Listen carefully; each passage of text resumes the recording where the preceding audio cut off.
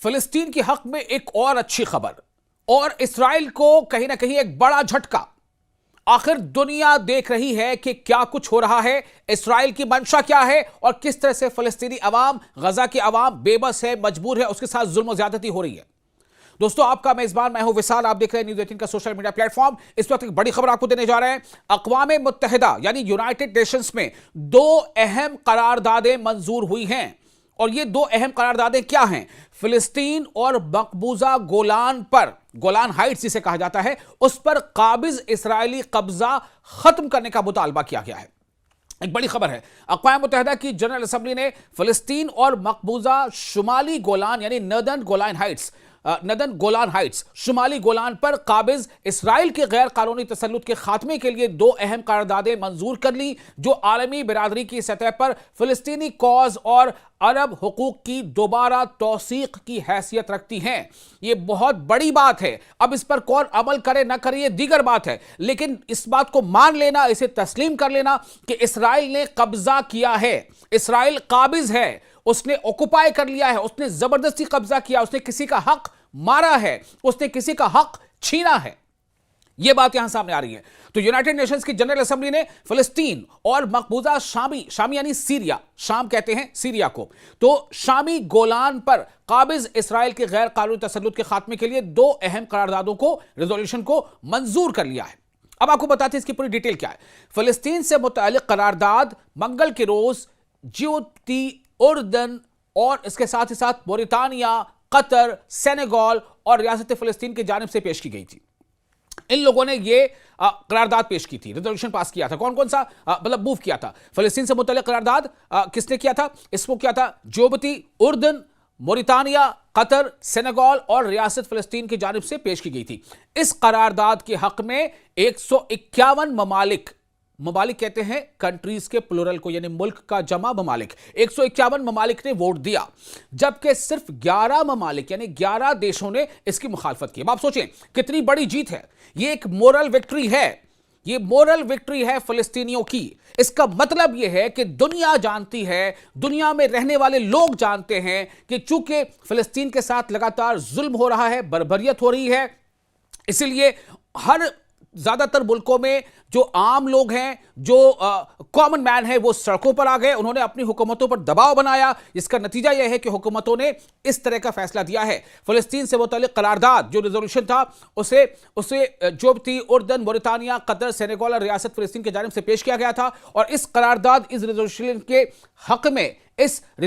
के हक में, इसके पक्ष में 151 ममालिक ने वोट दिया। अब आप सोचें, जो मुल्क होते हैं, जो देश होता है, वो देश क्या है? देश दरअसल नागरिकों से ही तो चलता है ना। तो इसका मतलब क्या है कि 151 मुल्कों, 151 देशों के लोग भी ये जान रहे हैं कि फिलिस्तीन के साथ जुल्म हो रहा है और जालिम कौन है? इसराइल।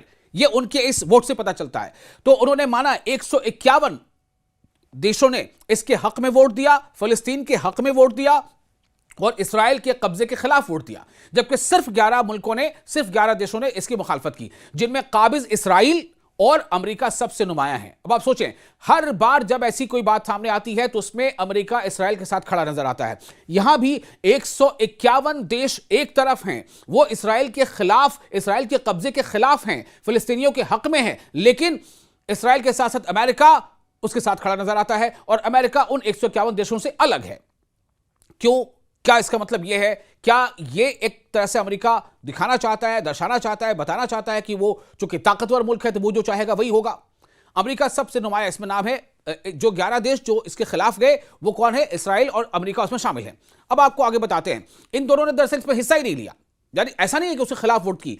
तो पूरी बातों को बता रहे हैं कि जो इस करारदाद के हक में, यानी कि जो फिलिस्तीन पर कब्जा है, उस इसराइली कब्जे को, फिलिस्तीन पर इसराइली कब्जे को खत्म किया जाए, उसे कब्जा माना गया, उसको हटाने की कोशिश की गई, उसको हटाने के हक में रेजोल्यूशन पास कराया गया। इस करारदाद के हक में 151 ममालिक ने वोट दिया, जबकि सिर्फ 11 ममालिक ने इसकी मुखालफत की, जिनमें काबिज इसराइल और अमेरिका सबसे नुमाया हैं। तो 151 ममालिक ने वोट दिया, जबकि सिर्फ 11 ममालिक ने इसकी मुखालफत की, जिनमें काबिज इसराइल और अमेरिका सबसे नुमाया नाम है। मजीद 11 मुल्कों ने वोटिंग में हिस्सा नहीं लिया। 151 ने हक में वोट दिया इसके पक्ष में, 11 मुल्कों ने इसके खिलाफ वोट दिया और 11 मुल्क ऐसे थे जो वोटिंग में उन्होंने हिस्सा ही नहीं लिया। अब आपको बताते हैं, चूंकि ये रेजोल्यूशन पास हो गया यह करारदाद मंजूर कर ली गई चूंकि इसके हक में वोट ज्यादा है। तो मंजूर शुदा करारदाद अक़वाम मुत्तहिदा यानी यूनाइटेड नेशंस की फ़लस्तीनी मसले के हवाले से जिम्मेदारी का इरादा करती है और मुतालबा करती है कि काबिज इसराइल 1967 के बाद कब्जे में ली गई तमाम फ़लस्तीनी सरजमीन से हट जाए। साथ ही यह करारदाद दो रियासती हल की भी हिमायत करती है। इसी दो रियासती हल की तरफ अभी हाल ही में पॉप लियो ने भी यह कहा था कि दो रियासती हल ही एक वाहिद रास्ता है मुकम्मल अमन शांति का। अब आपको बता दें कि जनरल असेंबली, यूनाइटेड नेशंस की जो जनरल असेंबली है, उसने दूसरी करारदाद भी मंजूर की जो मिस्र ने पेश की थी। किसने पेश की थी? मिस्र यानी इजिप्ट ने। यह करारदाद काबिज इसराइल से मुतालबा करती है कि वो शामी गोलान की मुकम्मल तौर पर गैर कानूनी और नाजायज कब्जा शुदा सरजमीन से पीछे हट जाए। शामी यानी सीरिया के गोलान हाइट्स पर जो इसराइल का कब्जा है, इस करारदाद में यह बात सामने आ गई कि जो ज्यादातर मुल्क वो चाहते हैं कि इसराइल उस कब्जे को भी छोड़ दे और पीछे हट जाए और गोलान के इंजमाम के बैनुल अक़वामी कानून की सरी खिलाफ वर्जी करार देती है इस करारदाद में। अब इस रेजोल्यूशन के हक में कितने वोट पड़े, मुखालफत पे कितने पड़े, ये आपको बताता हूं। ये जो रेजोल्यूशन था जिसमें सीरिया के गोलान हाइट्स पर इसराइली कब्जे को कब्जा मानते हुए उसे वहां से हटने के हक में जो वोटिंग हुई है वो हुई है 123 मुल्कों ने, जी हां 123 मुल्कों ने यह माना कि सीरिया के गोलान पर इसराइल का कब्जा है जो गैर कानूनी है और इसराइल को पीछे हटना चाहिए। जबकि 7 मुल्कों ने इसकी मुखालफत की। मुखालफत यानी विरोध करने वाले मुल्क कितने हैं, देश कितने हैं? सिर्फ 7।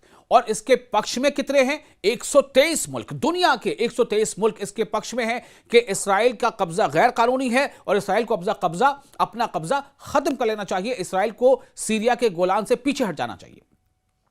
अब इन जो 7 मुल्कों ने जिन्होंने इसकी मुखालफत की है, जिनमें काबिज इसराइल और अमेरिका शामिल है, यहां भी अमेरिका शामिल है, यहां भी अमेरिका इसराइल के साथ खड़ा है, यहां भी दुनिया के बेशतर मुल्क, ज्यादातर देश जो बात कह रहे हैं अमेरिका का उससे स्टैंड अलग है। जबकि इस करारदाद पर, इस रेजोल्यूशन पर 41 देश ऐसे थे जिन्होंने वोटिंग में हिस्सा लेने से गुरेज किया। लेकिन कितने मुल्कों ने इसके हक में वोट किया? 123। कितने मुल्कों ने इसके खिलाफ वोट किया? महज 7। और जिन्होंने हिस्सा ही नहीं लिया वोटिंग में वो 41 हैं। तो आप देखिए इससे क्या साबित हो रहा है कि दुनिया के ज्यादातर देश, और सिर्फ ज्यादातर नहीं, ऐसा नहीं कि 5 लोग नहीं मानते, 6 मानते नहीं, बल्कि आप देखें कि जो लोग मान रहे हैं कि इसराइल काबिज है, इसराइल ने कब्जा किया है, इसराइल ने गैर कानूनी काम किया है, उनकी तादाद बहुत ज्यादा है। 151 देश, 123 देश। और जो नहीं मान रहे, जो इसके खिलाफ हैं, वो सिर्फ 7 हैं या 11 हैं। तो करारदाद में वाज़ेह किया गया है कि काबिज इसराइल की जानिब से सीरियन गोलान पर कब्जा और उसका अमली इंजमाम बैनुल अक़वामी क़वानीन की संगीन खिलाफ वर्जी है, इंटरनेशनल लॉ का वायोलेशन है। इंटरनेशनल लॉ का वायोलेशन है। कौन कर रहा है वायोलेशन? इसराइल कर रहा है। इसराइल के साथ कौन खड़ा है? अमेरिका खड़ा है। तो यहां पर यह बात सामने आ रही है कि करारदाद में जो बात सामने आई है कि इसराइल की जानिब से शामी गोलान यानी जो सीरियन गोलान पर कब्जा और उसका अमली इंजमाम बैनुल अक़वामी क़वानीन की संगीन खिलाफ वर्जी, अंतर्राष्ट्रीय कानून का उल्लंघन है और सलामती कौंसिल की सन 1981 की करारदाद नंबर 497 से बराह रास्त मुतसादम है, यानी उससे टकराती है। तो इस करारदाद के बाद जारी होने वाले पहले रद्द-ए-अमल में सीरिया के वज़ारत ख़ारजा ने, यानी जो एक्सटर्नल अफेयर्स मिनिस्ट्री होती है, सीरिया के वज़ारत ख़ारजा ने कहा है कि करारदाद यानी रेजोल्यूशन काबिज इसराइल से मुतालबा करती है कि वो पूरे के पूरे मकबूजा शामी गोलान यानी सीरियन गोलान से इनखला करे, वहां से पीछे हट जाए, कब्जा छोड़ दे, खाली कर दे। वज़ारत ख़ारजा के तर्जुमान यानी वज़ारत ख़ारजा के मुताबिक करारदाद के हक में बढ़ते हुए वोट इस बात की दलील हैं कि आलमी सतह पर नई शाम के मौक़िफ़ और मकबूजा गोलान की आज़ादी के उसूली मौक़िफ़ को मुसलसल बढ़ता हुआ आलमी ताउन यानी अंतर्राष्ट्रीय समर्थन, इंटरनेशनल सपोर्ट हासिल हो रहा है। तो अब आप देखें, अब आप सोचें जरा कि जो इसराइल ये कहता रहा है कि हमारे पर हमला हो रहा है या फिर ये कि हमें जो है परेशान किया जा रहा है, आप सोचें इसराइल नहीं दरअसल इसकी कहीं ना कहीं बुनियाद रखी है। इससे ही बात सामने आ रही है। क्योंकि आज अगर दुनिया के ज्यादातर मुल्क इसराइल के खिलाफ नजर आते हैं तो क्यों नजर आते हैं? इसलिए कि लोगों को यह महसूस हो गया है कि इसराइल ने एक लंबे अरसे तक दुनिया की आंखों में धूल झोंका, एक लंबे अरसे तक उसने हकीकत जो है छुपाई लोगों तक हकीकत पहुंचने नहीं दिया। अब जब लोग इसके तरफ मुतवज्जे हुए, अब जब इस जंग के बाद से लोगों ने इस मुद्दे को गौर से समझना शुरू किया, तो लोगों को यह एहसास हो गया कि दरअसल गुनहगार कौन है, या गलत कौन कर रहा है, या गैर कानूनी काम कौन कर रहा है। इसराइल कर रहा है। ये हम नहीं कह रहे हैं, ये यूनाइटेड नेशंस जनरल असेंबली कह रही है। यूनाइटेड नेशंस जनरल असेंबली में जो करारदाद पास हुई है, जो रेजोल्यूशन पास हुआ है, वहां से ये संदेश सामने आ रहा है।